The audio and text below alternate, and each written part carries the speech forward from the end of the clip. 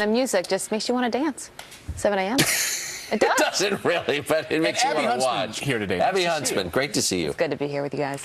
All right, well, now to the race for the White House, and Donald Trump unveiling a new campaign theme in Miami, while Hillary Clinton desperately tries to stir up controversy about her opponent. So what in the world's going on? Oh, Garrett Tenney knows. That's why we're going to him live from Washington, D.C. Good morning, Garrett.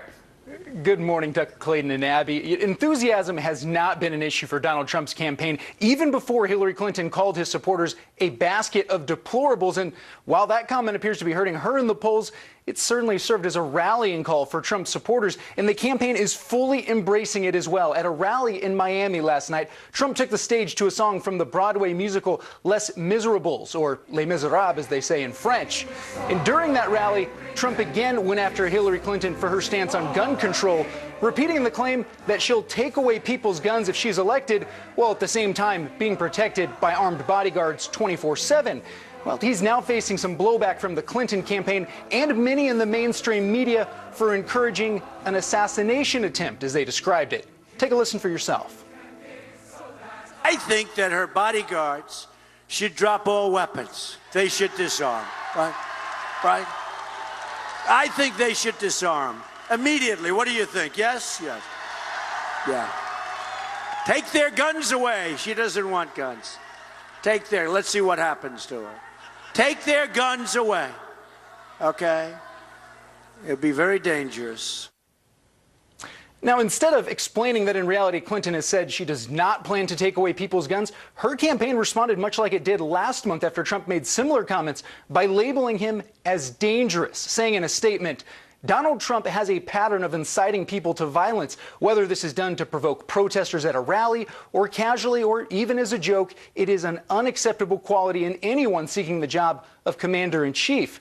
If you look at the latest poll numbers, there's good reason the Clinton camp is doing everything it can to change the narrative, from her health, her family's foundation, and her numerous email scandals. The latest Real Clear Politics average shows Clinton is leading Trump nationally by just 1.5 points. To put that in perspective, 2 weeks ago, she was ahead by 6. Abby, Tucker, Clayton. Wow. Thanks, Garrett Tenney. You know, this morning we had to pry the New York Times out of Governor Huckabee's hands. It's the paper that he loves to read every morning. And that was a tough pry. It was. It really was tough. Governor, good to see you this morning. One of the tear-outs from this, the comments by Donald Trump about guns was, we'll read this for you. Donald J. Trump once again raised the specter of violence against Hillary Clinton, suggesting Friday that the Secret Service agents who guard her voluntarily disarm to see what happens to her without their protection. Basically, other media outlets saying he's calling for an assassination. Well, that's utter nonsense. I mean, he's not calling for anything like that. What he's saying is he's pointing out the absolute Hillary hypocrisy that we see every day. Guns for me, good thing. Guns for you, bad thing. She's been surrounded by people who are heavily armed since the 1970s, with just that little 2-year slip when her husband wasn't governor. But think about that. Since 1978, she's been surrounded by people who have protected her with what? With their fist, or with a notepad, writing a note and saying, don't hurt her. No, people with guns. Right. So why? What's the danger? Well, if she faces danger, maybe a lot of other people living in tough neighborhoods face danger. Should they not be able to protect themselves? Disarming law-abiding citizens doesn't make sense to law-abiding citizens. But isn't it of a piece with her general worldview? I mean, she lectures us on diversity and sends her own daughter to Sidwell. She lectures us on the importance of universal health care. She's not in an exchange. She's got a private doctor. She lectures us on our carbon footprints, and she flies private. Like, it's a whole laws for you, not for me worldview, is it not? But that is, in essence, what people are so disgusted about by politicians. It's the great unwashed should not feel that they have a role in saying what they want out of their government. And Hillary and those around her, the swells, the people who paid $250,000 to go to the foundation dinner and throw even more money at the feet of the Clintons, they're the swells. They're the ones that we should all be so grateful for, that they tell us how to live, even though they don't live like the rest of us do. It's really amazing. It does seem like a bit of desperation that we're seeing from Hillary Clinton and her camp. I mean, we just heard from Garrett Tenney about the polls, and you look at the trend lines, and you were just showing me this on Real Clear Politics, and where things are moving, and you see a real trend up for Donald Trump just within the last 2 or 3 weeks. What is going on? What is changing things in this short period of time? Well, Hillary is very programmed. There's no excitement to one of her rallies. I mean, I've made the comparison. If you go to a Donald Trump rally, it's like going to an Aerosmith concert. I mean, it's just wild. It's incredible. Go to a Hillary rally, and they have to go out there and try to, pump them up artificially. That's why they're booking smaller venues, because they're concerned it's not going to be full. Yeah, and, they get some mannequins and stuff them in the chairs. It's like going to a wake. Everyone's very respectful. Everybody's quiet. I mean, it's just a dramatic difference in terms. There's no enthusiasm. People are saying, rah, rah, Hillary, rah, rah, Hillary. But they don't feel it. I was struck by the response, though, because, the Clinton camp came out and responded and said, this is Donald Trump temperament. He's unhinged. And there was supposed to be this shift after her pneumonia break. Yeah. That she was going to come out and talk about Can family. we put air quotes around pneumonia? I was about to, but I stopped. I'll let you put the air I will. So she, after the pneumonia break, she comes out and said, I'm going to be talking about the family. It's a lighter tone, nicer tone.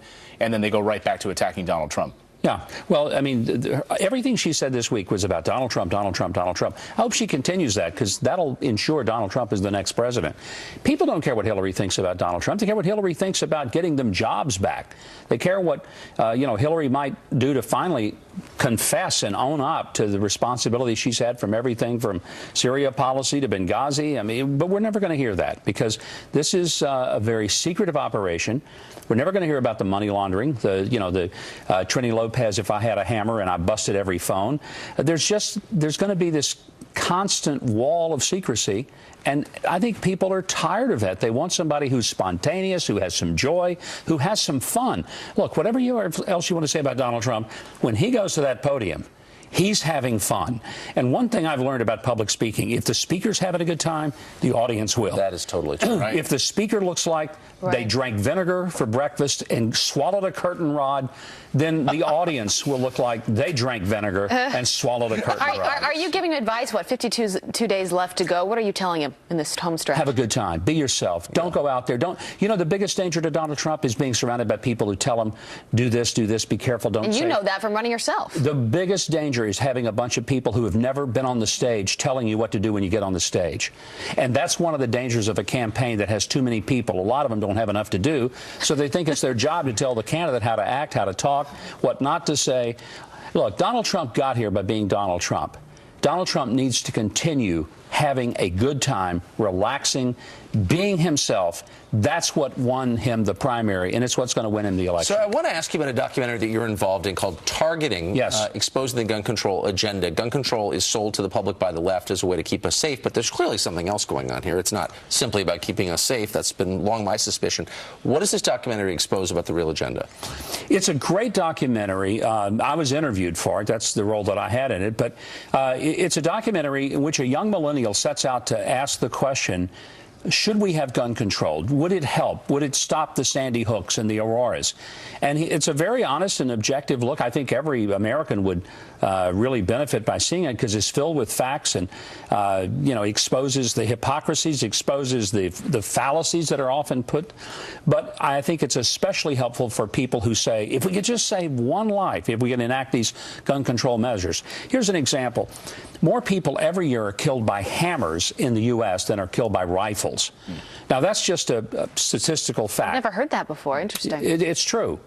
So, when people say we've got to get these rifles stopped, okay, that's fine. But we're not going to stop the murders of people. And it really exposes the lies, the mistruths, and the hypocrisy of the left. It's a great documentary. You're making me want to pick at Home Depot, just hearing that. I think we should. They sell hammers without any kind of background check. They sell these deadly devices, and there's no background check. When will it stop, Governor? When will it stop? It's good to have you here this morning. Thank you. Great to be here. Go see the movie. It's very, very informative, targeted.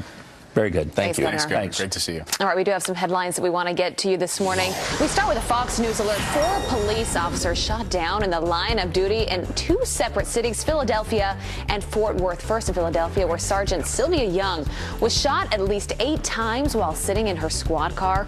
Luckily, she survived. The shooter tried to get away.